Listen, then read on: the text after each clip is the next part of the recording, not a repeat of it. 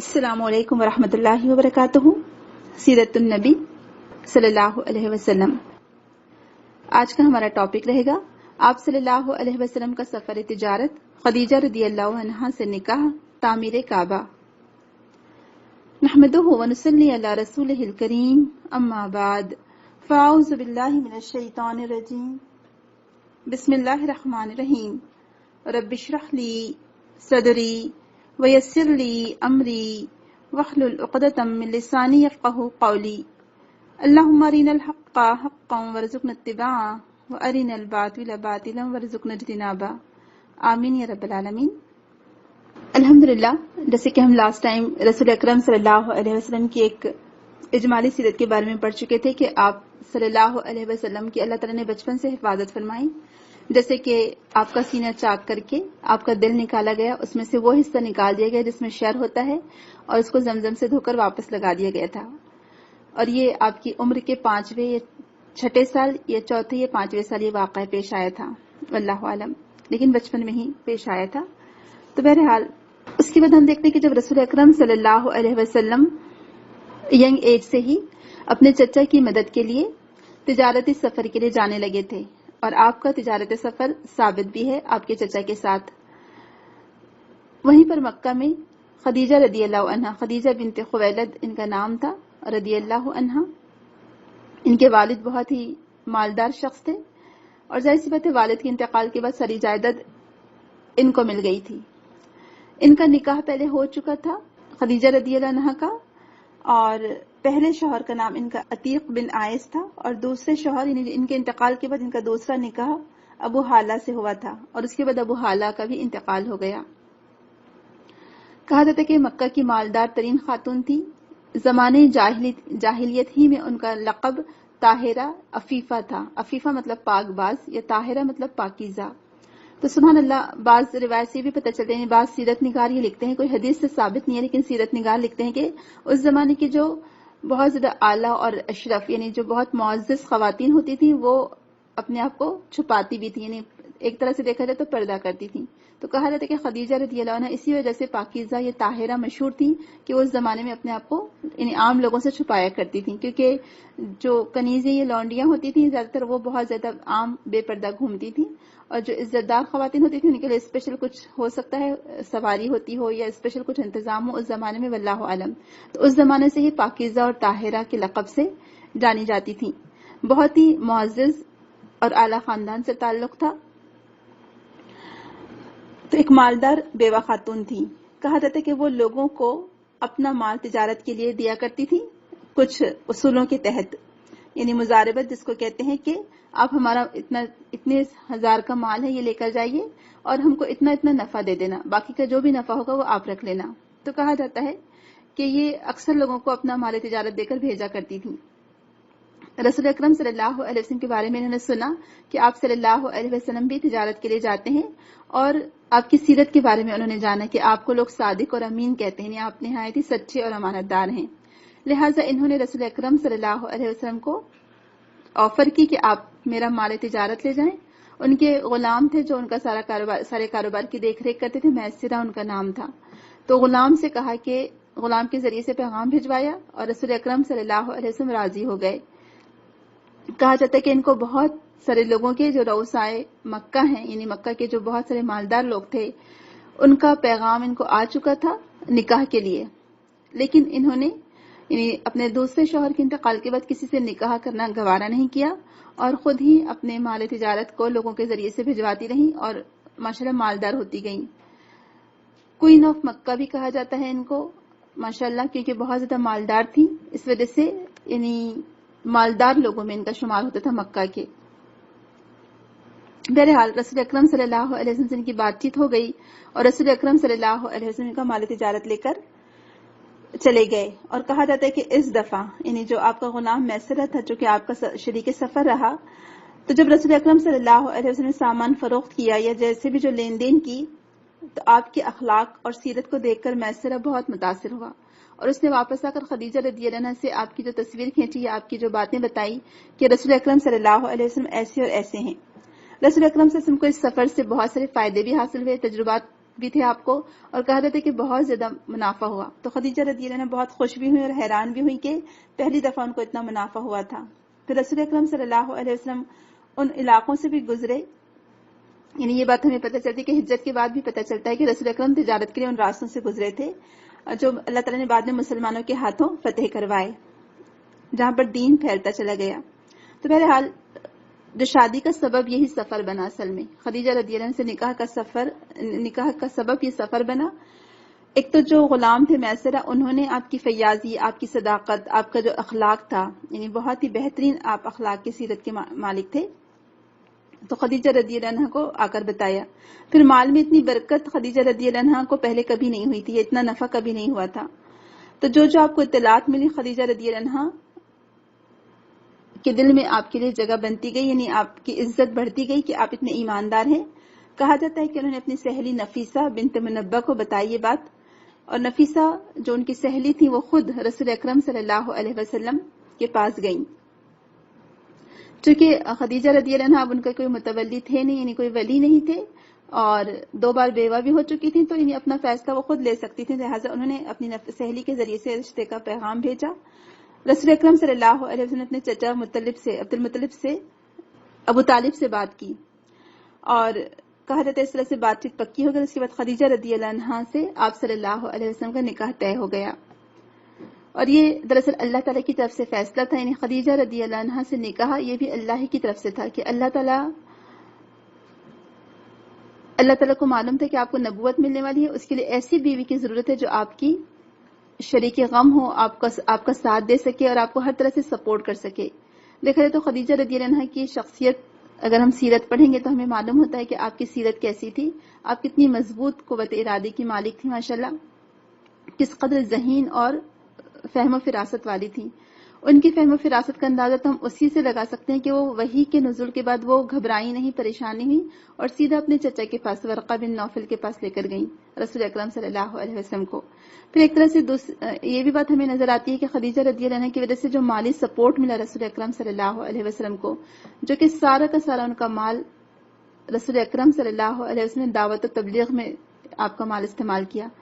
تو وہ خاتون جن کو اللہ تعالیٰ نے چنا، آپ خود سوچئے کہ ان کا کیا مقام ہوگا. اور اسی بنا پر رسول اکرم صلی اللہ علیہ وسلم کی تعریف کیا کرتے تھے. کہا جاتا ہے کہ جب یہ بات طے ہو گئی تو رسول اکرم صلی اللہ علیہ وسلم نے اس وقت 20 اونٹنیاں بطور مہر آپ کا حق ادا کیا. یہ پہلی خاتون تھی جن سے رسول اکرم کا نکاح ہوا، اور آپ صلی اللہ علیہ وسلم نے خدیجہ رضی اللہ عنہا کی زندگی تک کسی اور عورت سے، کسی اور خاتون سے نکاح نہیں کیا. سبحان اللہ. یعنی جب تک خدیجہ رضی اللہ عنہا کی زندگی رہی، ان کی وفات تک رسول اکرم نے کسی دوسری عورت سے نکاح کا سوچا بھی نہیں. سبحان اللہ. اسی سے پتہ چلتا ہے کہ جو رسول اکرم کی جو خاص مین جو ایج تھی، اس وقت آپ نے کوئی دوسری عورت سے نکاح کا نہیں سوچا. حالانکہ اس وقت کے جاہلی معاشرے میں یہ رواج عام تھا کہ ایک شخص کئی لوگوں سے شادیاں کرتا. اور یہ بھی بات ہمیں پتہ چلتی ہے کہ خدیجہ رضی اللہ عنہا اس وقت آپ سے 15 سال بڑی تھی اور آپ 24 یا 25 سال کے تھے، اور خدیجہ رضی اللہ عنہا کی عمر اس وقت 40 سال تھی. آپ خود سوچ لیجئے کہ جو 2 بار بیوہ ہو چکی ہوں اور جن کے بچے ہوں، اس کے باوجود بھی رسول اکرم صلی اللہ علیہ وسلم نے ایسی خاتون سے نکاح کیا اور انہی کے ساتھ اب پوری زندگی گزارتے رہے، یہاں تک کہ ان کی وفات ہو گئی اور کسی دوسری خاتون سے نکاح نہیں کیا. تو بہرحال خاندان اور شرف کے لحاظ سے مکہ کی سب سے معزز خاتون تھی.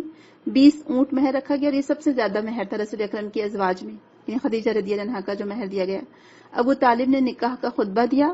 بنو ہاشم اور سرداران قریش نکاح میں شامل تھے. کہا جاتا ہے کہ مکہ کے جو سب رؤساء تھے، یعنی سب سے اہم لوگ، سب کے سب اس نکاح میں شامل تھے.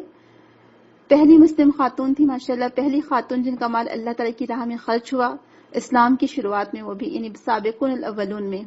اللہ کے رسول صلی اللہ علیہ وسلم کا بے انتہا خیال رکھنے والی، وحی کے بعد آپ کو سپورٹ کے لیے اپنے چچرے بھائی کے پاس لے کر گئیں. بہرحال اکثر رسول اکرم صلی اللہ علیہ وسلم خدیجہ رضی اللہ عنہا کا ذکر کیا کرتے تھے، ان کی تعریف کرتے تھے. یہی وہ خاتون تھی جن کے ذریعے سے اللہ تعالیٰ نے آپ کو اولاد دی، یعنی بیٹے اور بیٹیاں دی. ابراہیم کے علاوہ سارے بچے خدیجہ رضی اللہ عنہا کے وطن سے تھے. سبحان اللہ. اللہ تعالیٰ نے کیسی خاتون کا آپ کے لیے انتخاب کیا کہ پوری طرح سے آپ کو سپورٹ کرنے والی، آپ کو مضبوط کرنے والی، آپ کی دل جوئی کرنے والی. ایک نبی کے لیے جو ضرورت ہوتی ہے کہ ظاہر سی بات ہے پورا معاشرہ نبی انبیاء کے خلاف ہو جاتا ہے، ایسے وقت میں اگر اس کو گھر سے سکون ملے تو وہ اپنے کام صحیح طریقے سے انجام دے سکتے ہیں. تو لہٰذا رسول اکرم کو گھر سے جو سکون ملا، یہ بچوں کی تربیت کی ذمہ داری پوری طرح سے خدیجہ رضی اللہ عنہا نے سنبھال لی تھی، گھر کی ذمہ داری. تو رسول اکرم صلی اللہ علیہ وسلم بے فکری سے دعوت دین کا کام کرتے رہے. کتنی زیادہ غم گسار تھیں، کتنی زیادہ ہمدرد تھی، اور کتنی زیادہ رسول اکرم کے رشتہ داروں کا خیال رکھنے والی تھی. اس سے پتہ چلتا ہے کہ کہا جاتا ہے کہ جب رسول اکرم صلی اللہ علیہ وسلم سے نکاح ہوا تو چونکہ اس سے پہلے آپ اپنے چچا کے ساتھ رہتے تھے ابو طالب کے پاس، اور ابو طالب بہت زیادہ عیالدار تھے، بہت ان کے ماشاءاللہ فیملی بڑی تھی اور ان کی آمدنی اتنی زیادہ نہیں تھی. تو رسول اکرم سے کہا کہ کیوں نہ ہم ابو طالب کی کسی ایک بچے کو اڈاپٹ کر لے لیں، اور پھر اسی بنا پر علی رضی اللہ عنہ کو لے لیا گیا تھا، اڈاپٹ کر لیا گیا تھا. اور یہی وہ خاتون تھی جنہوں نے ان کے کوئی چچیرے بھائی نے کہ کوئی رشتہ دار نے جب ان کو ایک غلام لا کر دیا جو کہ زید بن حارثہ تھے، تو آپ نے وہ غلام رسول اللہ صلی اللہ علیہ وسلم کو بطور گفٹ کے دے دیا کہ آپ ان سے جو چاہے کام لیں. اور پھر رسول اکرم نے ان کو بعد میں ہم دیکھتے ہیں کہ آزاد بھی کر دیا تھا اور ان کو اپنا بیٹا بھی بنا لیا تھا. تو بہرحال رسولوں کی جو سیرت ہوتی ہے وہ بے داغ ہوتی ہے، اور الحمدللہ ایون جو پھر رسول سے جڑے ہوئے لوگ ہوتے ہیں اللہ تعالیٰ ان کو بھی اسی طرح سے چن لیتا ہے. تو رسول اکرم صلی اللہ علیہ وسلم اکثر خدیجہ رضی اللہ عنہ کا ذکر کرتے تھے، ایون مدینہ آنے کے بعد بھی. تو عائشہ رضی اللہ عنہ سنتے رہتی تھیں کہ رسول اکرم بہت زیادہ تعریف کرتے ہیں خدیجہ رضی اللہ عنہ کی. کہا جاتا ہے کہ مدینہ میں جو سہیلیاں آپ کی آ چکی تھیں اسلام قبول کر کے، جیسے کہ یہی ابھی ہم نے نفیسہ کا ذکر پڑھا رضی اللہ عنہ، اگر انہوں نے اسلام قبول کیا ہوگا تو واللہ عالم. تو بہرحال کہا جاتا ہے کہ رسول اکرم صلی اللہ علیہ وسلم جب بھی قربانی ہوتی تو قربانی کا گوشت پہلے ہی خدیجہ رضی اللہ عنہا کی سہیلیوں میں بھجوا دیا کرتے تھے. اس سے بھی پتہ چلتا ہے کہ کون اپنی پہلی بیوی کو جن کا انتقال بھی ہو چکا ہو ان کو اتنا یاد رکھے اور ان کی سہیلیوں کا بھی خیال رکھے. اور کہا عائشہ رضی اللہ عنہا کہتی کہ جب خدیجہ رضی اللہ عنہ کی کوئی سہیلی آتی اور باہر سے اندر آنے کی اجازت مانگتی تو آپ اٹھ کر کھڑے ہو جاتے اور کہتے کہ خدیجہ کی سہیلی آئی ہیں. یعنی سبحان اللہ، آپ دیکھیں کہ آج ہمارے معاشرے میں جو ہم حالات دیکھتے ہیں ہمیں سبق سیکھنا چاہیے. آج تو لوگ کس طرح سے آنکھیں پھیر لیتے ہیں پہلی بیوی سے، جبکہ بیوی زندہ ہی ہوتی ہے اس کے باوجود بھی. اور رسول اکرم صلی اللہ علیہ وسلم کی سیرت آپ دیکھیے کہ آپ کیسے اپنی پہلی بیوی کی سہیلیوں تک کو بھی آپ نے یاد رکھا. تو ایک دفعہ خدیجہ رضی اللہ عنہا کے اسی طرح سے ذکر خیر پر عائشہ رضی اللہ عنہ کو رشک آیا تھوڑا سا. ظاہر سی بات ہے اب جو آپس میں بیویوں میں ہوتا ہی ہے، انسان ہے نا.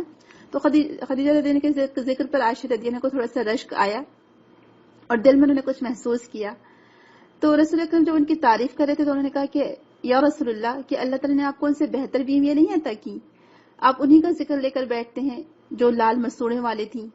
یعنی لال مسوڑوں سے مراد یہ تھا کہ وہ ایجڈ ہو چکی تھی، بوڑھی ہو چکی تھی.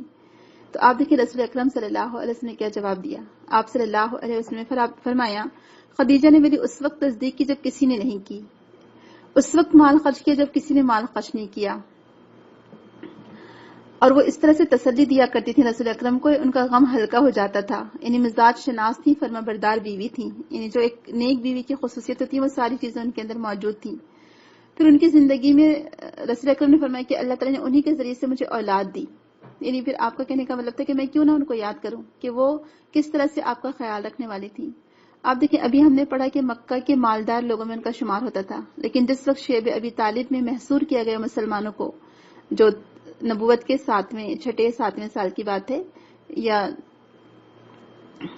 پانچویں چھٹے سال کے بعد کی بات ہے کہ شیب ابی طالب میں ایک جگہ گھاٹی میں مسلمانوں کو محصور کر دیا گیا، ان کو بائک آؤٹ کر دیا گیا تھا. تو خدیجہ رضی اللہ عنہ کے بارے میں آتا ہے کہ وہ ایک چارپائی پر لیٹی ہوئی تھی اور بالکل کمزور سی ہو چکی تھی. کھانے کے لیے مسلمانوں کے پاس کچھ نہیں تھا. ایون خدیجہ رضی اللہ عنہ کا یعنی دیکھا ان کی سہیلی نے کہ وہ چمڑا بھگو کر چوس رہی ہیں بس، یہ کھا رہی ہیں، یا وہ درختوں کی چھال وہ لوگ کھایا کرتے تھے، کھانے کو بھی کچھ نہیں ملتا تھا. کفار مکہ اندر کوئی غلہ پہنچانے نہیں دیتے تھے، تو ان لوگوں نے کئی دن بھوکے رہ کر گزارا کیا. تو آپ دیکھیں کہ ایک مالدار خاتون کو وہ سارا مال کہاں خرچ ہوا، جبکہ ان کے پاس سب کچھ تھا ماشاءاللہ، لیکن انہوں نے اپنا مال کہاں خرچ کیا اور کوئی ایک دفعہ بھی کوئی جتایا نہیں، احسان نہیں جتایا رسول اکرم کو کہ میرا سارا مال آپ کے پیچھے لگ گیا. تو اللہ تعالیٰ نے کسی بنا پر چنا تھا ان کو، خدیجہ رضی اللہ عنہا کو، ان کی اسی سمجھداری کی بنا پر، اور اسی بنا پر انہوں نے کسی اور شخص سے نکاح بھی نہیں کیا، یعنی کوئی نکاح کا پیغام قبول نہیں کیا، کیونکہ اللہ تعالیٰ یہ فیصلہ فرما چکا تھا کہ آپ رسول اکرم کی ماشاءاللہ بیوی بنیں گی، پہلی ام المومنین، پہلی مسلمان خاتون، پہلی خاتون جن کا مال اسلام کے لیے خرچ ہوا. شیخ محمد غزالی لکھتے ہیں، یہ امام غزالی نہیں ہیں، یہ دوسرے شیخ ہیں جو ابھی کے ہیں، شیخ محمد غزالی لکھتے ہیں کہ وہ خواتین جو عظیم لوگوں کی زندگی کو کامیاب کرتی ہیں یا کامیاب بناتی ہیں، ان کے لیے خدیجہ رضی اللہ عنہا ایک زندہ مثال ہے. ماشاءاللہ سبحان اللہ. واقعی میں انبیاء کے دل چونکہ بڑے حساس ہوتے ہیں، جب وہ دعوت دین کا کام کرتے ہیں تو لوگوں کی طرف سے انہیں بڑی زیادتیوں کا سامنا کرنا پڑتا ہے. آپ پورے انبیاء کی دیکھنے مثالیں، جو بھی رسول یا نبی تھے، جب وہ اللہ کی دعوت کو یا توحید کو لے کر اٹھے تو اب دیکھیں پورا معاشرہ ان کا مخالف بن گیا. تو ایسے وقت میں جب پورا معاشرہ ایک طرح سے مخالفت پر اٹھ کھڑا ہوتا ہے اور کمر بستہ ہو جاتا ہے، تو ایسے وقت نیک اور سمجھدار بیوی ان کی ہمت بڑھاتی ہیں اپنے شوہر کی. اور دین کے دائی جو لوگ بھی دین کا کام کریں، آج بھی بہت سارے لوگ دین کے کاموں میں لگے ہوئے ہیں، جیسے بھی صحیح، چھوٹے پیمانے پر ہو یا بڑے پیمانے پر ہو، جس طریقے سے بھی دین کا کام ہو رہا ہے یا کیا جا رہا ہے، تو گھروں سے بیویوں کو چاہیے کہ اپنے شوہر کو سپورٹ کریں، دین کے کام میں ان کی مدد کریں تاکہ وہ اور یکسوئی کے ساتھ دین کا کام کر سکیں. اب دیکھیں جن کے رتبے ہیں سوا، ان کے سوا باتیں ہیں. جن لوگوں کو اللہ تعالیٰ چن لیتا ہے تبلیغ کے لیے یا توحید کی دعوت کے لیے، تو گھر سے سپورٹ ملنا بہت ضروری ہے. اور یہ جملہ تو آپ لوگ سنتے ہوں گے کہ ایک کامیاب شخص کے پیچھے ایک عورت کا ہاتھ ہوتا ہے نا. حالانکہ ایسی بات نہیں ہے، 100% صحیح نہیں ہے بات. یہ تو اللہ تعالیٰ کی طرف سے ہوتا ہے، انسان کے اندر کا خود اپنا عزم اور حوصلہ، اس کی ہمت ہوتی ہے. لیکن پھر بھی خواتین کا بہت حد تک ہاتھ ہوتا ہے، کیونکہ گھر اگر جنت کا نمونہ ہو، گھر میں سکون ہو، گھر کی طرف سے سپورٹ ملتا رہے، تو آپ دیکھیں مرد بہت یکسوئی کے ساتھ ہر کام انجام دے سکتے ہیں. لیکن گھر ہی اگر جہنم زار بنا ہوا ہو، دن رات لڑائی جھگڑے ہو رہے ہوں، تو ظاہر سی بات ہے کسی کو کام کرنے کا موقع نہیں مل سکتا. تو چونکہ انبیاء کا مقصد اور ان کا مشن بہت اعلیٰ ہوتا ہے، اس کے لیے بڑی جدوجہد کرنا پڑتی ہے، بہت محنت مشقت کرنی پڑتی ہے. اس لیے انہیں ایسی شریک حیات کی ضرورت ہوتی ہے، یعنی بیوی کی، جو ان کی زندگی کو محبت، الفت، اتفاق سے معمور کر دے، بھر دے. اور یہی خدیجہ رضی اللہ عنہا میں تمام صفات ماشاءاللہ موجود تھیں کہ رسول اکرم کی بہت زیادہ دلجوئی کرنے والی، آپ کا خیال رکھنے والی اور آپ کے مزاج کو پہچاننے والی. سبحان اللہ. تو خدیجہ رضی اللہ عنہا میں تمام اوصاف موجود تھے، اسی لیے انہوں نے آپ صلی اللہ علیہ وسلم کی زندگی پر نہایت ہی عمدہ، خوبصورت اور گہرے اثرات چھوڑے. جو لوگ آپ صلی اللہ علیہ وسلم پر الزام لگاتے ہیں، جیسے کہ آپ کو معلوم ہو کہ کچھ مستشرقین ہیں، وہ رسول اکرم کی ذاتی زندگی پر بہت الزامات لگاتے ہیں. نعوذ باللہ. آپ نے چونکہ جو 11 خواتین سے شادی کی تھی، تو اس پر آپ کو ایک طرح سے آپ کی اس کو اس میں شامل کیا جاتا ہے کہ نعوذ باللہ آپ نے اتنی عورتوں سے شادی کی، اور الگ الگ الزامات لگائے جاتے ہیں. ہمارا تو دل بھی نہیں چاہتا اور ہماری زبان بھی گوارا نہیں کرتی اور اجازت نہیں دیتی کہ ہم وہ الزامات اپنی زبان سے رسول اللہ کے لیے نکالیں، کیونکہ ہم سب جانتے ہیں کہ آپ کی سیرت کیا تھی. ایک انسان جس کے اندر جب امنگیں یا جو بھی اس کے جذبے ہیں جب جوان ہوتے ہیں، تو یہی ایج ہوتی ہے، یعنی 20 22 24 سال سے لے کر سمجھے 50-55 سال تک. تو آپ دیکھیں کہ رسول اکرم صلی اللہ علیہ وسلم نے یہ 24 سال سے لے کر اپنی زندگی کے 50-55 سال تک کوئی دوسرا نکاح نہیں کیا. صرف اکیلی ایک خاتون خدیجہ رضی اللہ عنہا آپ کے نکاح میں تھی. تو ان لوگوں کی زبانیں خود بخود بند ہو جاتی ہیں، یا ان کا الزام خود انہی پر الٹ جاتا ہے جو رسول اکرم کی ذات پر اس طرح سے الزامات لگاتے ہیں، یا آپ کو یہ ثابت کرنے کی کوشش کرتے ہیں کہ نعوذ باللہ آپ کے اندر اس طرح سے کچھ خواہشات تھیں، جبکہ آپ نے اپنی کم عمری میں ایک 40 سالہ خاتون سے شادی کی جو بیوہ بھی تھی اور بچوں والی بھی تھی. اس کے باوجود بھی رسول اکرم نے ان کی زندگی میں کوئی دوسرا نکاح نہیں کیا. تو بہرحال یہ رسول اکرم صلی اللہ علیہ وسلم کی سیرت کا ایک منہ بولتا ثبوت ہے. تو جتنا عرصہ آپ خدیجہ رضی اللہ عنہا کے ساتھ رہے، آپ نے دوسری کوئی خاتون سے نکاح نہیں کیا. ان کے بعد ہی رسول اکرم نے پھر ہم دیکھتے ہیں کہ عائشہ رضی اللہ عنہا اور سودا رضی اللہ عنہا سے نکاح کیا. اور ہر نکاح کی ایسی حکمت تھی اور وجہ تھی کہ ایک مسلمان جب ان پر غور کرتا ہے تو اس کے دل میں رسول اللہ کی عظمت اور رفعت بڑھ جاتی ہے اور آپ کے اخلاق کا پتہ چلتا ہے. ایک حدیث ہمیں ملتی ہے خدیجہ رضی اللہ عنہا کے بارے میں کہ ایک دفعہ رسول اکرم صلی اللہ علیہ وسلم تشریف فرماتے تو آپ نے دیکھا کہ جبریل امین آئے، اور جبریل امین اس وقت آتے جب کوئی وحی کا نزول ہوتا تھا یا کوئی اہم بات بتانی مقصود ہوتی تھی.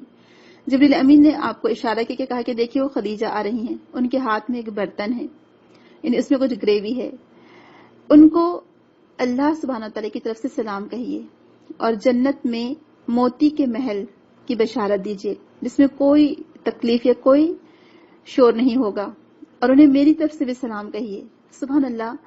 یہ پہلی خاتون تھی جن کو دنیا میں ہی جنت میں موتیوں کے محل کی بشارت دی گئی. آپ دیکھیں یہ رتبہ ایسے ہی نہیں مل جاتا ہے، اس کے لیے بہت قربانیاں دینی پڑتی ہے. تو یہ ایکچولی اللہ تعالیٰ کی طرف سے ایک فیصلہ تھا کہ ایسے ظاہری معاشرے میں بھی رسول اکرم کی جو پاکیزہ سیرت تھی، تو آپ کو ایسی بیوی دی جائے یا آپ نے ایسی خاتون سے نکاح کیا جو اس قدر سمجھدار تھی، حالانکہ وہ بیوہ بھی تھیں، بچوں کی والدہ تھیں، آپ سے عمر میں بڑی تھی، لیکن اس کے باوجود بھی رسول اکرم صلی اللہ علیہ وسلم نے انہی کا انتخاب کیا. یہ اللہ کی طرف سے فیصلہ تھا. تو بہرحال جبریل علیہ السلام آئے اور کہا کہ فقال یا رسول اللہ هذه خدیجہ قد اتتك ومعها آنیة فيها ادام او طعام او شراب فاذا هي اتتك فاقرأوا عليها السلام من ربها ومني وبشرها بيت في الجنة من قصب لا سقب فيه ولا نسب. کہ وہ خدیجہ آ رہی ہیں، ان کے ہاتھ میں کچھ برتن ہے جس میں کچھ کھانے پینے کی چیز ہے، بس جب وہ آئیں تو بس کہیے ان کو رب کی طرف سے سلام اور میری طرف سے بھی، اور ان کو بشارت دیجئے ایک گھر کی یا ایک محل کی جنت میں جس میں کوئی پریشانی نہیں ہوگی، کوئی شور نہیں ہوگا، کوئی غل نہیں ہوگا. سبحان اللہ، کتنی بڑی خوشی کی بات ہے. آپ دیکھیں کبھی ہم سوچیں کہ کیا ہمارے لیے ایسا پیغام آ سکتا ہے. یعنی اللہ تعالیٰ نے خواتین کو کبھی پیچھے نہیں رکھا. خواتین کی قربانیاں ہر جگہ قرآن میں حدیث میں موجود ہیں. الحمدللہ جو بھی نیک عمل کرے گا اللہ تعالیٰ اس کا اجر ضائع نہیں کرے گا. لیکن اس سلام کے پیچھے کتنی قربانیاں ہیں.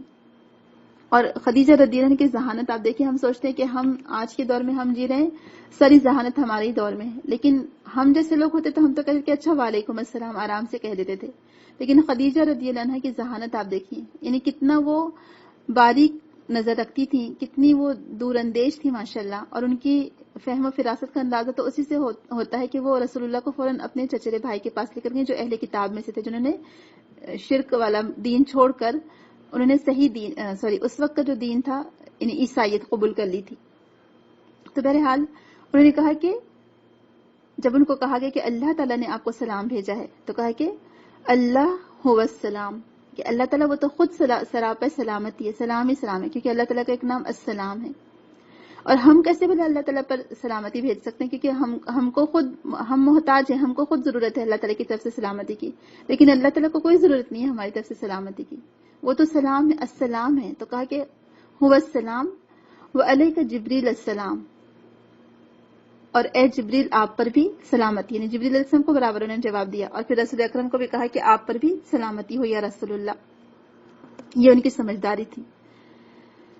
اور ایک اور حدیث میں پتہ چلتا ہے جس سے ہمیں معلوم ہوتا ہے کہ کس طرح سے ان کی فضیلت تھی.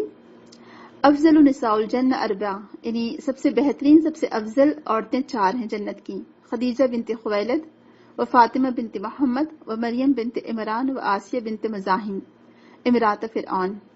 کہ 4 عورتیں جنت میں سب سے اعلیٰ افضل ہوں گی.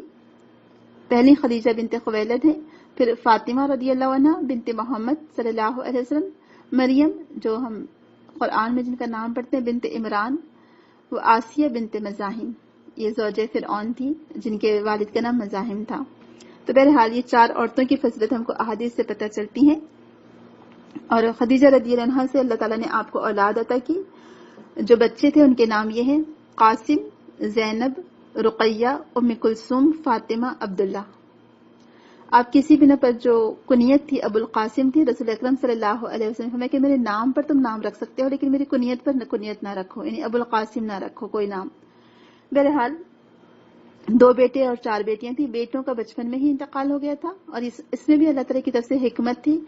ظاہر سی بات ہے آپ کا کوئی بیٹا زندہ رہتا تو ہو سکتا بعد میں لوگ انہی کو نبی کا درجہ دے دیتے تھے. اللہ تعالیٰ نے آپ کو اس طرح سے بھی آزمایا کہ بیٹوں کی وفات ہو گئی آپ کی زندگی میں، یعنی بچپن میں ہی بچوں کے، اور بیٹیاں آپ کی زندہ رہیں، سب ایمان بھی لائیں، سب کو ہجرت کا موقع بھی ملا الحمدللہ، جس میں سے 3 بیٹیاں آپ کی زندگی میں وفات پا گئی تھیں، اور صرف 4تھی بیٹی فاطمہ رضی اللہ عنہا، ان کی وفات آپ صلی اللہ علیہ وسلم کی وفات کے تقریباً 6 ماہ بعد ہوئی. یہ خدیجہ رضی اللہ عنہ سے اولاد تھی. اور ایک بیٹے آپ کے ابراہیم تھے جو آپ کو آخری عمر میں ہوئے تھے، ان کا بھی 2 سال کے اندر ہی انتقال ہو گیا تھا، یعنی دودھ پینے کی عمر میں ہی انتقال ہو گیا تھا. تو بہرحال انشاءاللہ ہم خدیجہ رضی اللہ عنہ کے بارے میں اور وہاں بھی پڑھیں گے جب وحی کا نزول ہوگا، اور اس وقت بھی پڑھیں گے جب جنگ بدر کی قیدیوں کا سلسلہ ہمارے سامنے معاملہ آئے گا، کیونکہ اس وقت بھی ہم کو خدیجہ رضی اللہ عنہ کی اہمیت کا پتہ چلتا ہے کہ رسول اکرم صلی اللہ علیہ وسلم کس طرح سے ان کو یاد کرتے تھے اور کس طرح ان کا ذکر کرتے تھے. آپ یہی دیکھ لینا کہ قربانی کرتے تو آپ کی سہیلی کے گھر آپ وہ گوشت ضرور بھجواتے تھے، اور اسی لیے ان کو جنت میں موتیوں کے محل کی بشارت دی گئی۔ اللہ تعالیٰ ہمیں بھی توفیق دے کہ ہم بھی اسلام کی راہ میں کچھ نہ کچھ قربانی دینے والے بنے، ہماری بھی سیرت ایسی ہو کہ جس کی وجہ سے اللہ تعالیٰ ہم سے راضی ہو جائے۔ ویسے بھی حدیث میں آتا ہے کہ نیک بیوی وہ ہے کہ جو 5 وقت کی نماز پڑھے، رمضان کے روزے رکھے، اللہ اور اس کے رسول کی اطاعت کرے، اور شوہر جب اسے کوئی حکم دے تو اسے پورا کرے، تو جنت کے 8 دروازوں سے چاہے تو داخل ہو سکتی ہے۔ سبحان اللہ۔ جی، اب دیکھتے ہیں اس کے بعد کہ رسول اکرم صلی اللہ علیہ وسلم کی شادی ہو چکی تھی، آپ خدیجہ رضی اللہ عنہا کے ساتھ زندگی گزار رہے تھے، اور اسموتھ لائف گزر رہی تھی، یہاں تک کہ رسول اکرم صلی اللہ علیہ وسلم کی عمر تقریباً 35 سال ہو چکی تھی۔ اسی وقت کہا جاتا ہے کہ کعبۃ اللہ، جو کہ اس زمانے کے حساب سے مٹی اور پتھروں سے بنا ہوا تھا، لیکن بہت سخت طوفان آیا تو کعبۃ اللہ کی دیواریں گر گئی تھیں، کچھ دیواریں ڈھہ گئی تھیں، تو کفار مکہ آپس میں مشورہ کرنے لگے، جو سرداران قریش تھے، کہ کیوں نہ ہم کعبۃ اللہ کو دوبارہ تعمیر کر دیں۔ جیسے کہ ہم سب جانتے ہیں کہ سب سے پہلے اس کی جو تعمیر تھی وہ ابراہیم علیہ السلام نے کی تھی، ابراہیم اور اسماعیل علیہ السلام نے کی تھی۔ پتھروں کو ایک دوسرے سے جوڑ کر بنایا گیا تھا، اس کی اونچائی جو انسان کی جو ہائٹ ہوتی ہے تقریباً اس کے برابر تھی۔ قریش چاہتے تھے کہ اس کو گرا کر اونچا بنا دے اور اس پر چھت بھی ڈال دے، کیونکہ اس سے پہلے چھت نہیں تھی، لیکن اس کو پوری طرح گرانے سے وہ لوگ ڈرتے تھے یا گھبراتے تھے۔ کہا جاتا ہے کہ ولید بن مغیرہ اس نے اس کی ابتدا کی، اس نے کدال پکڑی اور یہ کہہ کر حجر اسود اور رکن یمانی کا جو بیچ کا حصہ ہوتا ہے اس کو گرانا شروع کیا، اور اس نے کہا کہ اے اللہ، ہم تجھ سے منحرف نہیں ہوئے، ہم صرف خیر اور بھلائی چاہتے ہیں اور خیر اور بھلائی کے ارادے سے ہی یہ کام کر رہے ہیں۔ دوسرے لوگ اس بات کے منتظر تھے کہ ہم دیکھتے ہیں کہ ولید بن مغیرہ کو کچھ ہوتا تو نہیں، اگر ولید بن مغیرہ کو کچھ نہیں ہوا مطلب اللہ تعالیٰ ہم سے راضی ہے، ہم کو یہ کعبے کا کام شروع کرنا چاہیے، جاری رکھنا چاہیے۔ اگر ولید بن مغیرہ پر کچھ آفت آتی ہے تو اس کا مطلب اللہ تعالیٰ ہم سے ناراض ہے، ہم کو کعبہ کو دوبارہ پھر تعمیر کرنے کی ضرورت نہیں، جیسا ہے اس کو ویسے ہی رہنے دینا چاہیے۔ کہا جاتا ہے کہ پوری رات گزر گئی اور ولید بن مغیرہ کو کچھ نہیں ہوا۔ جب وہ صبح سویرے آیا اور اس نے دوبارہ سے پھر بیت اللہ کی دیواروں کو گرانا شروع کیا تو پھر لوگ بھی اس کے ساتھ شامل ہو گئے، اور وہ لوگ پتھر گراتے جاتے تھے جو اونٹوں کے کوہانوں کی مانند تھے۔ کہا جاتا ہے سرخ پتھر تھے جو ایک دوسرے میں پیوست تھے۔ بعض مورخین یعنی سیرت نگار لکھتے ہیں کہ یہ پتھر دراصل اسی وقت کے تھے جو ابراہیم علیہ السلام نے جب لگائے تھے، واللہ اعلم۔ قریش نے کہا تھا کام آپس میں تقسیم کر لیا تھا، اور وہ چاہتے تھے کہ کعبۃ اللہ کی تعمیر حلال کمائی سے ہو، اس میں کوئی حرام کمائی شامل نہ ہو۔ اب دیکھیں کم از کم اتنا سینس تھا، اتنا ان کو احساس تھا کہ کعبۃ اللہ کی تعمیر حلال کمائی سے ہو۔ بہرحال سارے لوگ پھر پتھر لا کر لگانے لگے اور اس کی تعمیر شروع کر دی گئی۔ کہا جاتا ہے کہ آپ کے چچا عباس بن عبد المطلب بھی تھے جو اس میں شرکت کر رہے تھے، اور آپ اور رسول اکرم پتھر لاتے تھے۔ کہا جاتا ہے آپ کے چچا نے آپ سے کہا کہ کیوں نہ تم اپنی ازار اتار کر کندھے پر رکھ لو تاکہ یہ پتھر اٹھانے میں آسانی ہو۔ رسول اکرم نے ان کی بات مان کر اتار تو دیا، لیکن اس کے بعد آپ اس بات سے پریشان ہو گئے اور غش کھا کر گر پڑے، یعنی آپ کو اپنا ازار نکالنا پسند نہیں آیا، اور آپ نے اس کو پھر آپ کا ازار آپ کو واپس دے دیا گیا اور آپ نے اس کو کور کر لیا۔ یہ صحیح بخاری کی روایت میں موجود ہے۔ آپ نے فرمایا کہ ازاری ازاری، میری چادر مجھے دے دو، اور پھر آپ نے مضبوطی سے اپنی چادر باندھ لی۔ اس سے بھی پتہ چلتا ہے کہ آپ سسم کتنے زیادہ شرم و حیا والے تھے۔ کہا جاتا ہے جب کعبۃ اللہ کی تعمیر کمپلیٹ ہو گئی، مکمل ہو گئی، اور 6 ہاتھ حصہ باقی رہ گیا تھا، کیونکہ ان کے پاس جو سامان تھا تعمیر کا وہ کم پڑ چکا تھا، اور وہ نہیں چاہتے تھے کہ کوئی اور کمائی اس میں ڈالی جائے، لہٰذا انہوں نے کچھ حصہ چھوڑ دیا۔ یعنی جب کعبۃ اللہ کی تعمیر ہو رہی تھی، سامان کم پڑ گیا تو 6 ہاتھ لمبائی کم کر دی گئی، اور یہ ٹکڑا جو کم کیا گیا اسے ہجر اور حتیم کہتے ہیں۔ اسی لیے جب آپ طواف کرتے ہیں تو ہجر اور حتیم کے باہر سے کرنا پڑے گا آپ کو طواف۔ اگر آپ حتیم کے اندر سے طواف کرتے ہیں تو آپ کا طواف کمپلیٹ نہیں ہوگا، کیونکہ وہ کعبۃ اللہ کا حصہ ہے۔ آپ دیکھ رہے ہیں جو دیوار ہے، یعنی چھوٹا سا حصہ جو دیوار کا بتایا گیا ہے، یہ حصہ پہلے کعبۃ اللہ کے اندر تھا، یعنی ابراہیم علیہ السلام نے جب بنایا تھا کعبۃ اللہ کو تو یہ حتیم کے ساتھ بنا ہوا تھا، یعنی یہ چھوٹی دیوار کے ساتھ ہی بڑی دیواریں بنی ہوئی تھی، یعنی پورا حصہ بند تھا۔ لیکن جب کفار مکہ نے جو دوبارہ اس کو تعمیر کیا، جب رسول اکرم کی عمر 35 سال تھی، اس وقت انہوں نے اتنا حصہ چھوڑ دیا جو 6 ہاتھ کے برابر بنتا ہے کہا جاتا ہے، لیکن انہوں نے نشانی رکھ دی کہ یہ کعبۃ اللہ کی بنیادیں یہاں سے تھی، اور وہ نشانی رکھ دی گئی، اسی لیے حتیم میں جس نے نماز پڑھی اس نے گویا کعبۃ اللہ میں نماز پڑھی۔ یہ بھی اللہ تعالیٰ کی طرف سے ایک حکمت ہی ہوگی الحمدللہ۔ اور کفار مکہ یہ چاہتے تھے کہ کعبۃ کو اونچا بنا دیا جائے تاکہ ہر کوئی اس میں داخل نہ ہو سکے. ایکچولی اس طرح سے وہ اپنی چودراہٹ بھی قائم کرنا چاہتے تھے کہ ہماری اجازت کے بغیر کوئی کعبۃ میں داخل نہ ہو. اور وہ چاہتے تھے کہ جو بارش کا پانی آتا ہے سیلاب وغیرہ کے وقت تو وہ بارش کا پانی کعبۃ کے اندر نہ جائے. اس بنا پر انہوں نے اس کو اونچا بنانا چاہا. دروازہ بہت اونچا رکھا کہ سیڑھی کی مدد کے بغیر آپ کعبۃ کے اندر جا نہیں سکتے تھے. اور ابھی بھی آپ دیکھیں کہ دروازہ اونچائی پر ہی ہے, اس کو ویسے ہی رہنے دیا گیا ہے. اور انہوں نے ہر طرف بت رکھے ہوئے تھے, کہا جاتا ہے یہاں پر انہیں کچھ کارنرز پر بت رکھے ہوئے تھے جو ان کی کچھ لوگ ان کی جو جیسے کعبۃ کے بارے میں ہم سب جانتے کہ جو توحید کا مرکز تھا اسی کو انہوں نے بتوں کا مرکز بنا دیا تھا. استغفر اللہ. ابراہیم علیہ السلام جس بت پرستی کا خاتمہ کرنے کے لیے آئے تھے اور بتوں کو توڑا تھا, انہوں نے کعبۃ میں وہی بت پھر دوبارہ سے نصب کر دیے تھے. تو بہرحال جس وقت حجر اسود کو نصب کرنے کا مسئلہ درپیش آیا, کیونکہ یہ جو حجر اسود ہے آپ جانتے ہوں گے کہ حجر اسود یہ جنت کا پتھر ہے اور رسول اکرم نے فرمایا کہ یہ بہت روشن تھا, یعنی سفید تھا, لیکن لوگوں کے گناہوں کی وجہ سے یہ کالا ہو چکا ہے, اس لیے اس کا نام ہی کالا پتھر پڑ گیا. ٹھیک ہے. تو حجر اسود آپ کو معلوم ہوگا کہ جہاں سے ہم یعنی شروعات ہوتی ہے تو کارنر پر ایک جگہ رکن یمانی ہے اور ایک جگہ حجر اسود ہے. تو حجر اسود کو جب رکھنے کا مسئلہ پیش آیا تو ہر قریش کے آپس کے جو لوگ تھے یا مکہ کے جو آپس کے سردار تھے ہر قبیلے والے لڑ پڑے اور ان کے بیچ تنازع کھڑا ہوا کہ اب کیا کریں, کون اس پتھر کو رکھے گا. اور ہر قبیلہ یہ چاہتا تھا کہ اس کا سردار رکھے, کہ اس کو یہ یعنی اس کی قسمت میں یہ خوش نصیبی لکھی ہو کہ وہ پتھر کو نصب کرے گا. بہرحال اسی دوران کہا جاتا ہے کہ ان میں سے کسی ایک شخص نے, اور بعض لوگ کہتے ہیں کہ ولید بن مغیرہ ہی نے یہ مشورہ دیا کہ کیوں نہ ہم کسی ایک کو حکم بنا لیں اور کوئی ایسے شخص کو ہم اس پر اس کا فیصلہ مان لیں, یعنی اس کو منصف تسلیم کر لیں, جو وہ فیصلہ کرے گا ہم اس پر سب راضی ہوں گے. تو ابو امیہ ولید بن مغیرہ نے قریش کے لوگوں کو کہا کہ اپنے اختلاف کو دور کرنے کے لیے اس شخص کو ہم حکم بنا لیتے ہیں جو سب سے پہلے مسجد کے دروازے سے داخل ہوگا.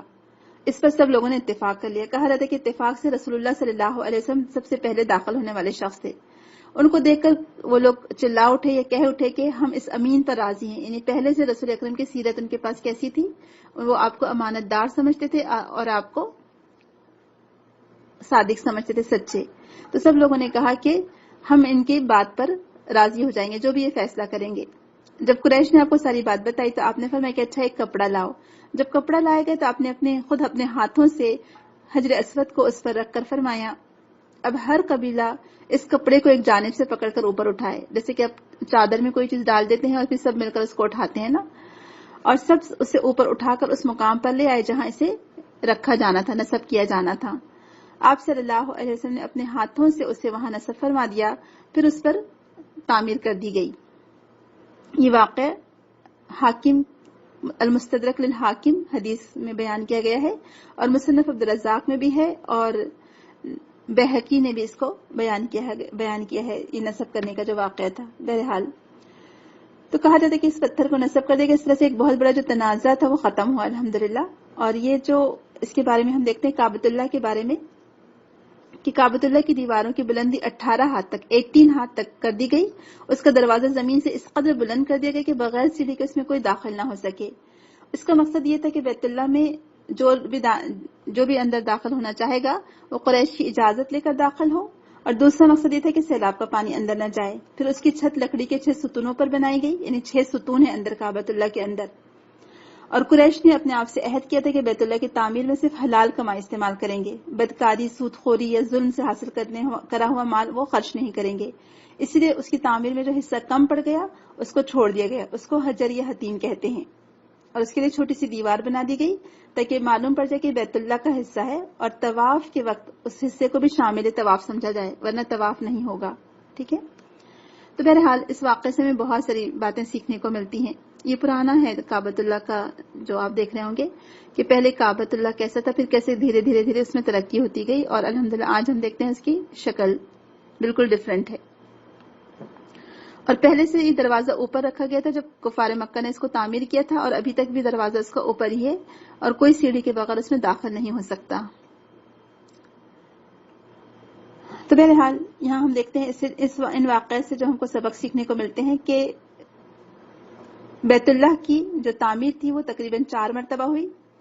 پہلے ابراہیم علیہ السلام اور اسماعیل علیہ السلام نے اس کو تعمیر کیا، دوسری مرتبہ قریش نے بعثت نبوی سے قبل اس کی تعمیر کی، اور خود رسول اکرم نے بھی اس کی تعمیر میں حصہ لیا، تیسری دفعہ عبداللہ بن زبیر نے اس کی تعمیر کی یزید بن معاویہ کے عہد حکومت میں، جب عبداللہ بن زبیر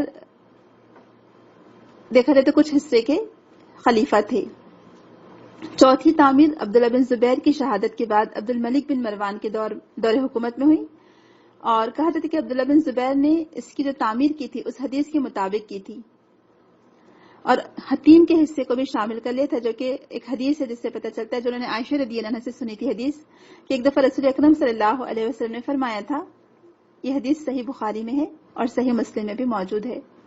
تو صحیح بخاری اور مسلم کی حدیث ہے جس میں رسول اکرم نے کہا تھا کہ اے عائشہ، تیری قوم جاہلیت کو چھوڑ کر تازہ مسلمان ہوئی ہے، اگر ایسا نہ ہوتا تو میں حکم جاری کرتا کہ بیت اللہ کو گرا کر اس میں وہ حصہ داخل کر دیا جائے جو بغیر تعمیر کے چھوڑ دیا گیا ہے، یعنی حتیم، اور میں اس کا دروازہ بلند کرنے کی بجائے زمین کے ساتھ برابر کر دیتا، اور میں اس کے دروازے بناتا، ایک مشرق کی جانب اور ایک مغرب کی جانب، اور میں اسے ابراہیم علیہ السلام کی بنیاد پر استوار کرتا، یعنی تعمیر کرتا، یعنی ابراہیم علیہ السلام نے جیسے پہلے تعمیر کیا تھا اسی پر آپ کو تعمیر کرنا چاہتے تھے، لیکن آپ نے کعبۃ اللہ کو توڑ کر نئی تعمیر کرنا مناسب نہیں سمجھا، کیونکہ اس سے فتنہ کھڑا ہوتا ہے، آپ نے اس کو ایسے ہی چھوڑ دیا تھا۔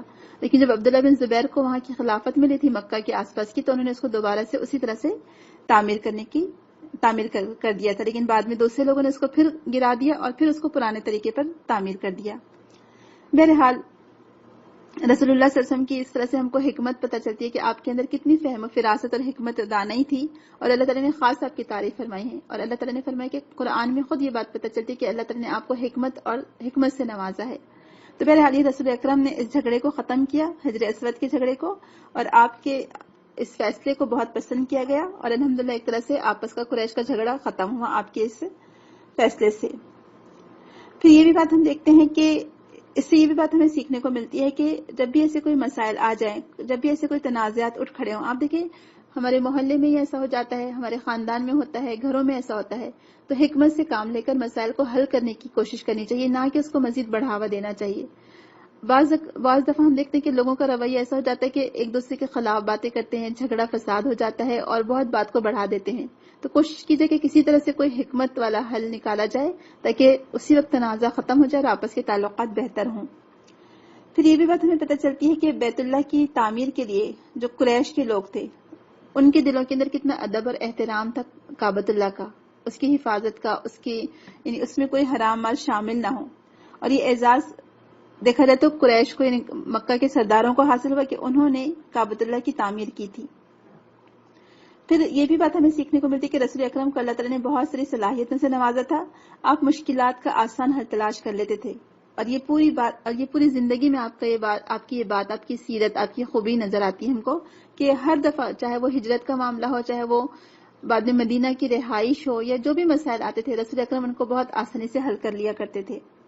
پھر رسول اکرم صلی اللہ علیہ وسلم نے جو بہترین فیصلہ کیا، اس فیصلے کی وجہ سے کفار مکہ کے دل میں ان کی اور دھاگ بیٹھ گئی ہے اور ان کی عزت بڑھ گئی۔ پھر یہ بھی ہمیں سیکھنے کو ملتا ہے کہ اللہ تعالیٰ نے جوانی کی عمر سے اور بچپن سے بھی آپ کو تمام شرک کی یا پھر جو بھی نوجوانی کی عمر میں جو شوق ہوتے ہیں ان سب سے دور رکھا، ہر چیز سے الحمدللہ آپ پاک اور صاف تھے۔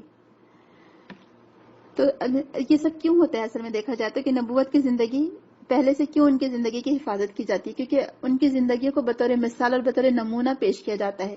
اگر آپ جتنی بھی انبیاء کی سیرت پڑھیں گے، قرآن میں خود یہ بات ہم کو پڑھنے کو ملے گی کہ جب بھی انبیاء کرام نے دعوت دین کا کام شروع کیا تو ان کی وہ بے داغ زندگی ہی ہوتی تھی جو بطور دلیل کے پیش کی جاتی تھی۔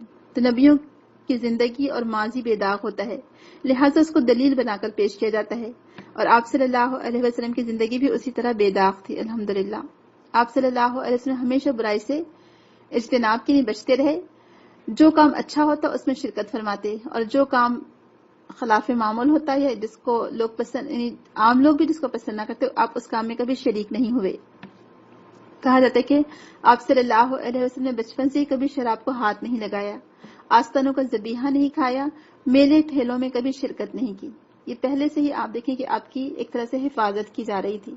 یہ رسول اکرم کی سیرت تھی اصل میں، کہ اللہ تعالیٰ نے اس طرح سے آپ کی حفاظت کی۔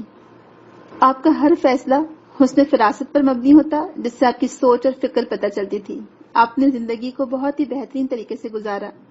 آپ کے اندر خاموشی، یعنی آپ بلا وجہ بات نہیں کرتے تھے، اکثر خاموش رہتے تھے، جب ضرورت ہوتی تبھی آپ بات کرتے تھے. غور و فکر کرنا آپ کی عادت تھی، یا آپ کسی سوچ اور فکر میں مبتلا رہتے تھے. اور اسی بنا پر آپ دیکھیں کہ فطرت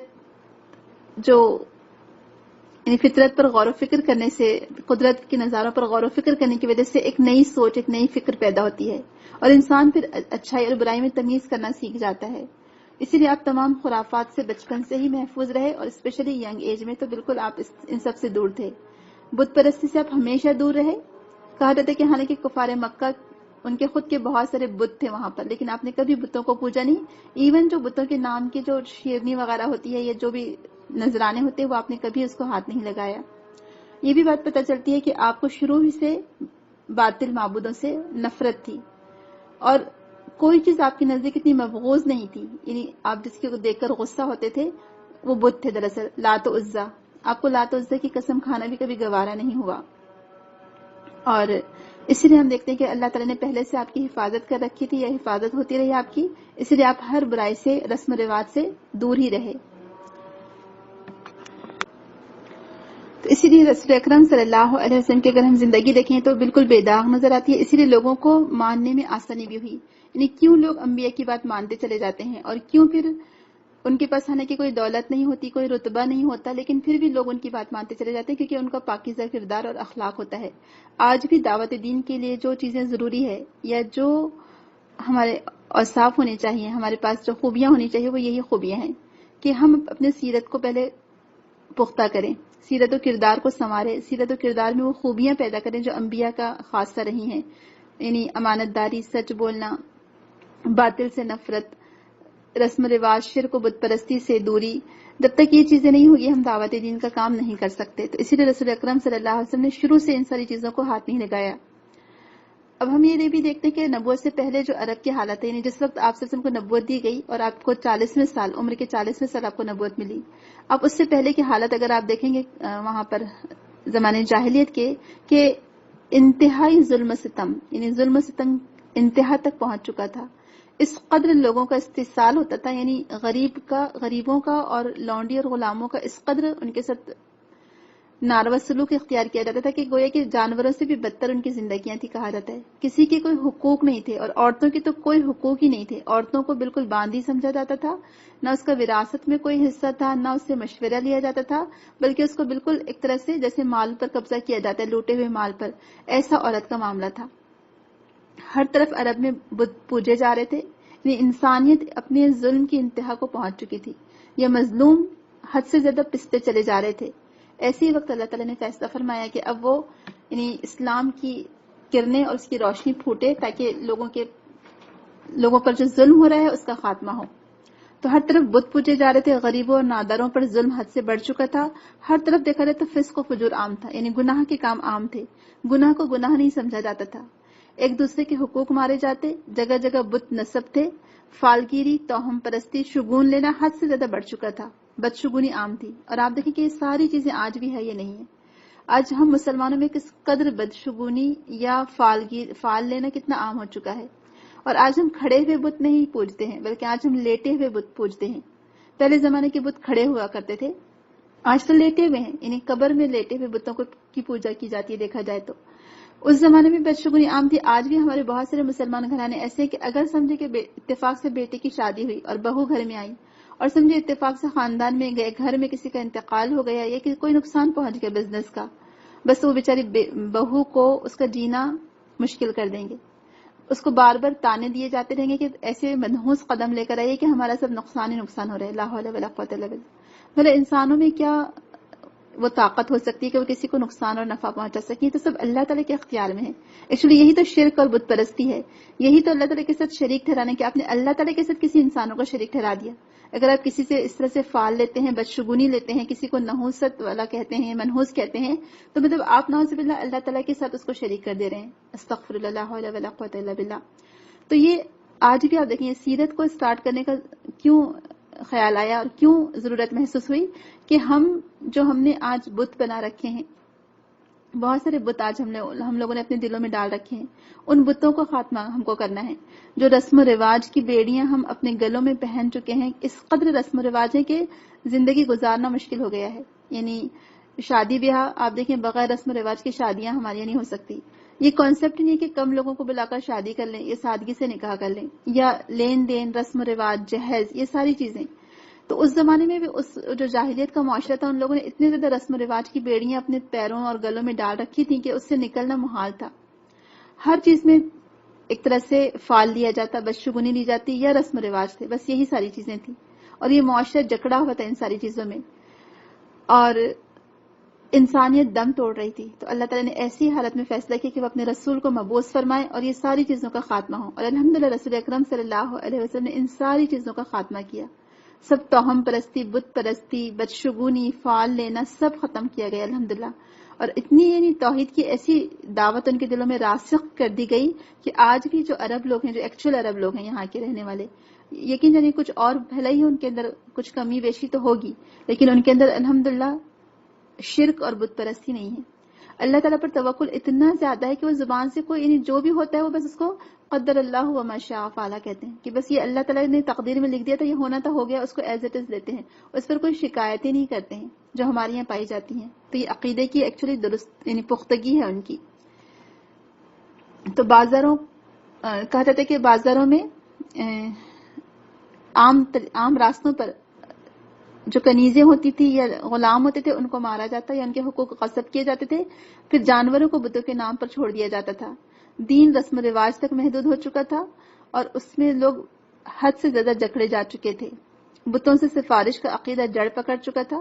عمرو بن لوہی کہا جاتا ہے پہلا شخص ہے جس نے بتوں کے نام پر جانور چھوڑے۔ بتوں کے پاس بیٹھنے والے خود نذرانے وصول کرتے تھے، یعنی جو بھی آپ نے دیکھا ہوگا نا، جیسے آج کل بھی ہوتے ہیں کہ چلے آ رہے ہیں نذرانے، اور وہ سب جو وہاں بیٹھنے والے ہوتے تھے وہی نذرانوں کو قبول کرتے تھے۔ اور عمرو بن لوہی کے بارے میں یہ بات بھی آتی کہ سب سے پہلا شخص جس نے کعبۃ اللہ میں پتھر کو نصب کیا ایک بطور بت کے، وہ یہی تھا، عمرو بن لوہی تھا۔ تو جو بھی شرک کرنے والے ہیں اس کا ایک حصہ اس کو ضرور پہنچے گا، کہا جاتا ہے۔ یعنی کوئی ایسی اس نے برا کام ایجاد کر کے گیا وہ کہ اب دنیا میں جو لوگ بھی شرک کرتے رہیں گے ان لوگوں کا گناہ بھی اس شخص پر آئے گا۔ اسی لیے بہت سوچ سمجھ کر ہمیں کوئی بھی کام کرنا چاہیے۔ تو ان حالت میں اللہ تعالیٰ نے اپنے رسول کی بعثت کا فیصلہ فرمایا تاکہ تمام برائیوں کا خاتمہ ہو سکے اور انسانیت سکون اور فلاح پا سکے۔ سبحان اللہ۔ رسول اللہ صلی اللہ علیہ وسلم وحی کے نزول سے پہلے تنہائی پسند ہو گئے تھے۔ آپ کئی دن تک غار حرا چلے جاتے تھے اور وہاں غور و فکر کرتے تھے، اور اللہ تعالیٰ نے یعنی نبوت محمدیہ کی جو استقبال کی تیاری تھی اس کا ذکر قرآن میں اللہ تعالیٰ خود فرماتا ہے۔ جو پہلے کے انبیاء تھی ان کی بشارتیں قرآن ہمیں پیش کرتا ہے کہ ابراہیم علیہ السلام نے دعا کی تھی کہ اے ہمارے رب، اور ان لوگوں کے لیے انہی میں سے ایک رسول بھیج، وہ ان کے سامنے تیری آیتیں تلاوت کرے اور انہیں کتاب اور حکمت کی تعلیم دے اور انہیں پاک کرے، بے شک تو ہی غالب اور خوب حکمت والا ہے۔ پھر جو پہلے کی آسمانی کتابیں تھیں اس میں بھی رسول اکرم کی بشارت دی گئی تھی کہ یعنی وہ لوگ جو اس رسول امی پر یہ پیروی کرتے ہیں جس کا ذکر وہ اپنے ہاں تورات اور انجیل میں لکھا پاتے ہیں، جیسے کہ سورہ آراف آیت نمبر 157 میں ہے، سورہ صف آیت نمبر 6 میں ہے، اور کئی اور قرآن آیت ہمیں ملتی ہیں، جیسے کہ پتہ چلتا ہے کہ جب عیسیٰ ابن مریم نے کہا کہ اے بنی اسرائیل، بے شک میں تمہاری طرف اللہ کا رسول ہوں، تصدیق کرنے والا ہوں ان اس تورات کی جو مجھ سے پہلے ہے، اور ایک رسول کی بشارت دینے والا ہوں، وہ میرے بعد آئے گا، اس کا نام احمد ہوگا۔ پھر اسی طرح سے اللہ تعالیٰ فرماتے ہیں اور یاد کرو جب اللہ نے تمام انبیاء سے عہد لیا تھا کہ جب میں تمہیں کتاب اور حکمت عطا کروں پھر تمہارے پاس کوئی رسول آئے جو اس کتاب کی تصدیق کرتا ہو جو تمہارے پاس ہے، تو تمہیں اس پر ایمان لانا ہوگا اور اس کی مدد کرنی ہوگی۔ اللہ تعالیٰ نے فرمایا کہ تم اقرار کرتے ہو، اس پر میرا عہد قبول کرتے ہو؟ تو انہوں نے کہا کہ ہم نے اقرار کیا۔ تو اللہ تعالیٰ نے فرمایا کہ تم گواہ رہنا اور میں بھی تمہارے ساتھ گواہ ہوں۔ تو بہرحال سارے ہی لوگ یعنی یہ بات جانتے تھے کہ ایک نبی آنے والا ہے، اور جیسے پہلے بھی آپ سے کہا گیا تھا، ذکر کیا گیا تھا کہ خود مدینہ میں ایک شخص بنو عبد الاشہل نامی جو قبیلہ تھا، اس میں ایک یہودی گھرانہ تھا۔ تو کہا جاتا ہے کہ وہاں پر ایک شخص آیا جو بہت دور دراز سے آیا تھا، اور اس نے جو ہے جنت اور جہنم کا تذکرہ کیا اور کہا کہ میں یہاں صرف اس لیے آیا ہوں بھوک اور پیاس برداشت کر کے کھجور کے درخت والے شہر میں، تاکہ مجھے خبر ملی ہے اور میں نے کتابوں میں پڑھا ہے کہ ایک نبی کا ظہور ہونے والا ہے اور اس کا وقت آ چکا ہے اور وہ کھجوروں کے شہر میں آئے گا۔ یہ بھی کہا جاتا ہے کہ اس وقت جو یہودی لوگ تھے، جب ان کے سامنے جنت اور جہنم کا تذکرہ کیا جاتا تو ایسے لوگوں کو وہ بند کر دیا کرتے تھے، کیونکہ ان کا یہ عقیدہ کمزور پڑ چکا تھا۔ اور عبداللہ بن عمرو بن عاص جو کہ تورات ان کو زبانی یاد تھی، وہ بتاتے ہیں کہ تورات میں آپ صلی اللہ علیہ وسلم کے وہی اوصاف بیان کیے گئے ہیں جو قرآن حکیم میں بتائے گئے ہیں۔ سبحان اللہ۔ پھر جو اہل کتاب کی بشارتیں تھی، کعب بن احبار جو کہ بنی اسرائیل کے علماء میں سے تھے، بعد میں انہوں نے اسلام قبول کر لیا تھا، وہ کہتے ہیں کہ تورات میں نے خود یہ لکھا ہوا دیکھا ہے کہ محمد اللہ کے رسول ہیں جو نہ بد زبان ہے اور نہ تندخو، نہ بازاروں میں چلانے والے اور نہ برائی کا بدلہ برائی سے دینے والے، بلکہ وہ معاف اور درگزر کرنے والے ہیں۔ اس کی امت خوگر حمد ہوگی، وہ ہر حال میں اللہ تعالیٰ کی حمد بیان کریں گے، ہر بلند جگہ پر اللہ اکبر کہیں گے، نصف پنڈلی تک یعنی ہاف پنڈلی تک اپنی چادریں رکھیں گے، یعنی بہت نیچے لٹکنے والے کپڑے نہیں پہنیں گے، اپنے اعضاء کو پاک و صاف رکھیں گے، یعنی وضو کا ذکر ہے اگر دیکھا جائے تو، نماز اور جہاد میں ان کی صف بندی یکساں ہوگی۔ سبحان اللہ۔ آپ دیکھیں کہ نمازوں میں بھی ہماری صف دیکھیں، یہاں پر جہاد میں بھی صف دیکھ لیں۔ آسمان کی فضاؤں میں ان کی اذان گونجے گی، آدھی رات کے وقت وہ ذکر الہی کریں گے، یعنی تہجد۔ ان کے منہ سے نکلنے والی آواز شہد کی مکھیوں کی بھنبھناہٹ کی طرح ہوگی، یعنی جو وحی کا جب سلسلہ شروع ہوا تو وحی بھی دراصل مکھیوں کی بھنبھناہٹ کی طرح ہی آپ کو پہلے ایک طرح سے الارم مل جاتا تھا اور آپ سمجھ جاتے تھے کہ وحی آنے والی ہے۔ مکہ اس نبی کی جائے ولادت ہے، طابہ یعنی مدینہ کی طرف وہ ہجرت کرے گا اور شام کے علاقے میں اس کی حکمرانی ہوگی۔ یہ آپ دیکھیں، یہ کعب بن احبار کہتے ہیں، اور یہ کعب احبار دراصل یہودی علماء کے عالم تھے، اور ان کے بارے میں آتا ہے کہ یہ یہودی تھے، نبی صلی اللہ علیہ وسلم کی وفات کے بعد اسلام لائے، عمر رضی اللہ عنہ کے دور خلافت میں مدینہ آئے، پھر شام چلے گئے، صحابہ کے ساتھ جہاد کیا اور عہد عثمان میں حمص میں فوت ہوئے، اور 104 سال کی عمر تھی اس وقت ان کی جس وقت ان کی وفات ہوئی۔ یہ سب چیزیں انہوں نے بتائی ہیں۔ اور یہ بھی ہم دیکھتے ہیں کہ جب یہودیوں کے پاس کچھ لوگوں سے پوچھا جاتا ہے، کچھ لوگ مکہ سے آئے تھے، اور یا پھر سلمان فارسی کہتے کہ مجھے جو ان کا پریسٹ تھا، یعنی جو راہب تھا کہ عیسائی عالم تھا، اس نے خود بتایا تھا کہ تم کھجوروں کے شہر میں چلے جاؤ جہاں کھجوروں کے درخت ہوں گے، اور اسی بنا پر سلمان فارسی وہاں آ گئے تھے۔ تو بہرحال کئی چیزیں ایسی ہیں جو ہمیں پتہ چلتی ہیں کہ جس سے رسول کی آمد کا پتہ چل چکا تھا۔ مشہور اسکالر عربوں کی عکاسی کرتے ہوئے لکھتے ہیں کہ 6 صدی عیسوی کے وسط میں، یعنی جو جس وقت یعنی آپ جانتے ہیں کہ 571 میں رسول اکرم کی پیدائش ہوئی اور 600 عیسوی کے وقت آپ کو نبوت ملی، یعنی 40 سال کی عمر میں، تو اس وقت وہ کہتے ہیں کہ حالات اتنے بگڑ چکے تھے اور انسانیت اس مقام تک پہنچ چکی تھی کہ ان کی اصلاح عام قسم کے لوگ نہیں کر سکتے تھے، یعنی کسی نہ کسی نبی ہی کی ضرورت تھی، عام لوگ ان کو سدھار نہیں سکتے تھے، لہٰذا اللہ تعالیٰ نے رسول اکرم کی بعثت کا فیصلہ فرمایا تاکہ معاشرے سے برائیاں ختم ہوں اور اصلاح کی کوئی صورتحال نکلے۔ اور اصل مسئلہ اس جاہلیت اور تباہ کن بت پرستی کے خاتمے کا تھا جو بہت نسلوں سے چلتی ہوئی آ رہی تھی، اور وہ اتنی عام ہو چکی تھی کہ جو نبیوں کی تعلیمات تھی اس میں دب کر رہ گئی تھی۔ ضرورت اس بات کی تھی کہ ایک ایسی مضبوط، عالی شان، وسیع اور ایسی عمارت قائم ہو توحید کی جس میں سارے لوگ پناہ لے سکیں۔ اسی لیے اللہ تعالیٰ نے اپنے نبی کو بھیجا، اور الحمدللہ رسول اکرم صلی اللہ علیہ وسلم نے ظلم و فساد کا خاتمہ کیا، بت پرستی کا خاتمہ کیا، ساری برائیوں کو جڑ سے اکھاڑا، توحید کا عقیدہ ان کے دلوں میں راسخ کیا، اور اللہ تعالیٰ یعنی صرف ایک اللہ تعالیٰ کی عبادت کی جو تعلیم تھی وہ اس طرح سے ان کے دلوں میں راسخ ہو گئی کہ پھر وہ کبھی یعنی شرک کی طرف نہیں جا سکے، اور ان کے دل میں اللہ تعالیٰ کو راضی کرنے کا شوق اور جذبہ ایسے پروان چڑھتا گیا، یعنی صحابہ، یعنی اس دور کے جو لوگ تھے رسول اکرم کے زمانے کے لوگ، کہ وہ دین کے راستے میں آگے ہی بڑھتے چلے گئے، وہ عبادتوں میں بھی مگن رہتے تھے، انسانی خدمت کا جذبہ بھی ان کے اندر موجود تھا، دین کے لیے تڑپ ان کے اندر موجود تھی، جس کی وجہ سے وہ مسلسل رسول اللہ کے ساتھ جہاد میں شریک رہے تاکہ لوگوں کو اسلام کی دعوت دے سکیں۔ یعنی الحمدللہ اللہ تعالیٰ نے یہ فیصلہ کیا جس کی وجہ سے پوری انسانیت ایک طرح سے جو تباہی کے گڑھے کی طرف جا رہی تھی اس پر روک لگ گئی، اور اللہ تعالیٰ نے رسول اللہ کو مبعوث فرما کر سب پر ایک طرح سے احسان کیا۔ اور آپ دیکھیں اسی لیے اللہ تعالیٰ بار بار ذکر فرماتا ہے، اللہ تعالیٰ فرماتا ہے کہ اور تم اپنے آپ پر اللہ کی اس نعمت کو یاد کرو جب تم ایک دوسرے کے دشمن تھے، پھر اس نے تمہارے دلوں میں الفت ڈال دی اور تم اس کے احسان سے بھائی بھائی بن گئے، تم آگ کے گڑھے کے کنارے پر تھے، پھر اس نے تمہیں اس میں گرنے سے بچا لیا۔ سورہ آل عمران آیت نمبر 103۔ یعنی اس وقت آپس میں اتنی زیادہ لڑائی جھگڑے فساد تھے اور دشمنی اتنی زیادہ تھی کہ کئی سال سے جنگیں ہو رہی تھی، بات بات پر تلوار نکل پڑتی اور بات بات پر خون خرابہ ہو جاتا تھا۔ اسلام نے آپ دیکھیں کیسے آپس میں ایک دوسرے کے دلوں کو جوڑ دیا، قبائل پرستیاں ختم ہو گئی، اور رسول اکرم کا یہ سب سے بڑا کارنامہ تھا کہ آپ نے قبائل کو شیر و شکر کر دکھایا، ایک دوسرے کو آپس میں مربوط کر دیا، جوڑ دیا۔ آج آپ دیکھیں آج بھی کیسا ہے کہ آج کتنے ہمارے دل پھٹے ہوئے ہیں ایک دوسرے کے خلاف، کتنا کینہ، بغض، یعنی آپ اگر ایک اجمالی نظر ڈالیں پوری دنیا پر تو آپس میں خاندان میں ہی دشمنیاں ہیں، بھائی بھائی کا، بہن بہن کی، یعنی بس دیکھا جائے تو آپس میں ہی رشتہ داریوں میں اتنے پرابلمس ہیں کہ ہم بتا نہیں سکتے۔